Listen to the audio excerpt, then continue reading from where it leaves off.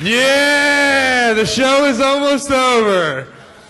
Ladies and gentlemen, yes, he's the greatest member of the club according to himself, and he's a 19-year-old virgin. He's also a noted author and contestant from AI Season 6. Ladies and gentlemen, Hugh McAdorey!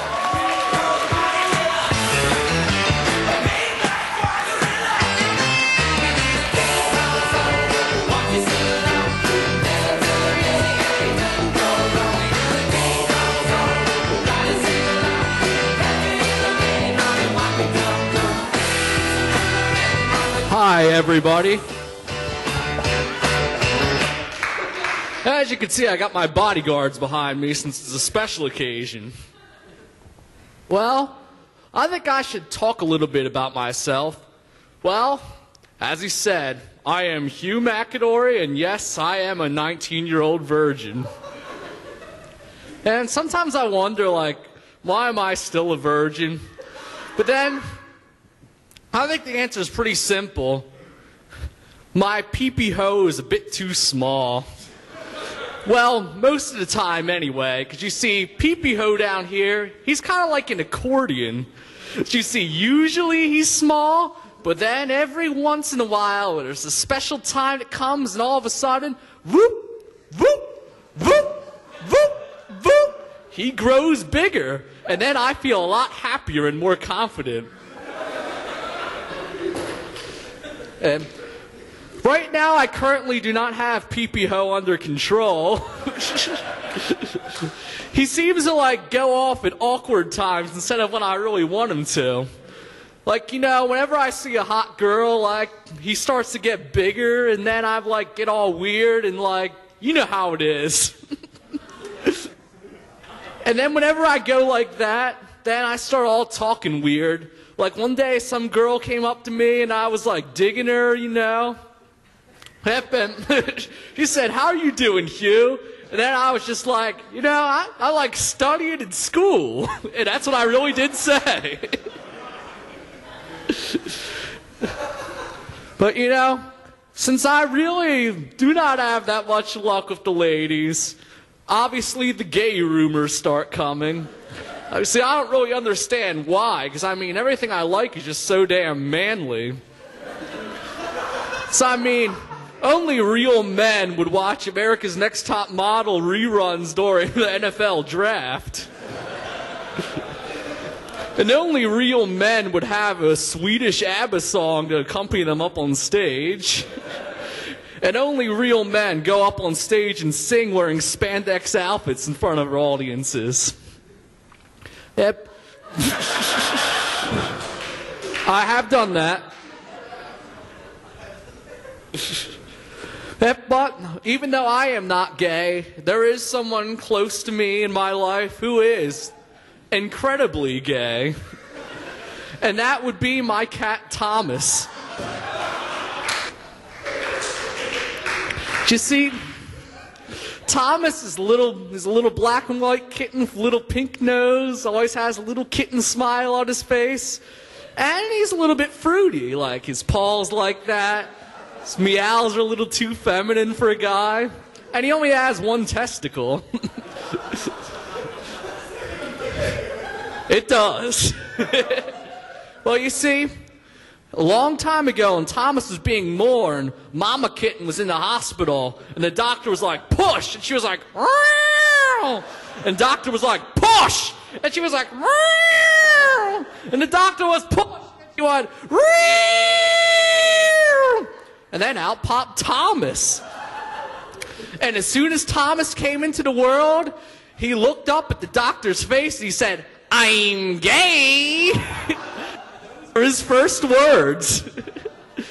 In fact, because he said that when the moment he was born, he actually currently holds the Guinness Book of World Record for earliest date of coming out of the closet, and he has yet to be beat. But you know, in a lot of times in my life, though, gays are kind of put down, because, I mean, I'm a Catholic, and Catholics pretty much say that, like, gays, you're all going to hell for whatever reason. But, you know, I think the Catholic Church is a little bit of a hypocrite on doing that, Because, I mean, think about their guy. Think about their priest that they have. The priests wear dresses all the time and they're not married. I mean, is some guy in a dress who's not married, never seen with women, like, really the authority to condemn gays? Because, I mean, doesn't it kind of look like he's just compensating for something with his gay bashing? You know what I'm saying? And you know, I noticed throughout tonight that George W. Bush is kind of getting a bad rap. But you know, I think that Bush really gets hammered a lot more than he deserves to. Because, you know, they say Bush doesn't care about the poor, he doesn't care about the unemployed, but I tell you, Bush certainly does. He had a huge plan to help the unemployment, known as the Surge, I believe, last year. Helped a whole lot with it. And, well, let me think of something to say, Justin. Oh, yeah, he told me to put that on the... Okay, my bodyguard's got it.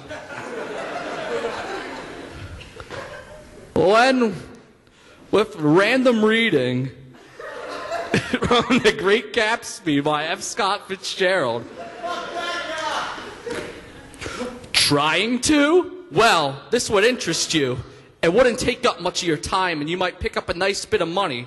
It happens to be a rather confidential sort of thing. I realize now that under different circumstance, that conversation might have been one of the cries of my life.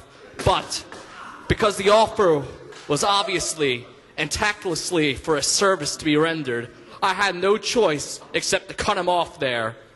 I've got my hands full, I said. I'm much obliged, but I can't take on any more work. You wouldn't have to do any more business with Wolfsheim. Evidently, he thought I was shying away from Go-Engington, son, mentioned at lunch. But I assured him he was wrong. He waited a moment longer, hoping I'd begin a conversation, but then everything all blew up and they all died. That's all I got. Thank you all for coming to this show. And I'm sorry everybody was bad besides me. Oh, wait a minute. A bonus? All right, I guess they want me to read a passage from Admiral Tough Guy. It's a story I wrote in 5th grade. We're not letting him escape, Sam said before firing his missile. It followed the general as he attempted to escape. It hit his ship. The ship blew into pieces. General Ed ejected, but a fragment impaled him, causing intense bleeding. Ah! He yelled as blood gushed out of his body. He got tangled up in his parachute, still alive, and drowning painfully in the ocean. Oh, God, no! The general coughed up before dying. Yes! Yelled Admiral Tough Guy. We just killed an enemy of America. Booyah! Now this is the real end. Thank you, everybody. Yeah. Ladies and gentlemen, Hugh McAdorey! Guys, thank you very much for coming out. Give a big round of applause to all the comedians that you've seen tonight. We've been working hard.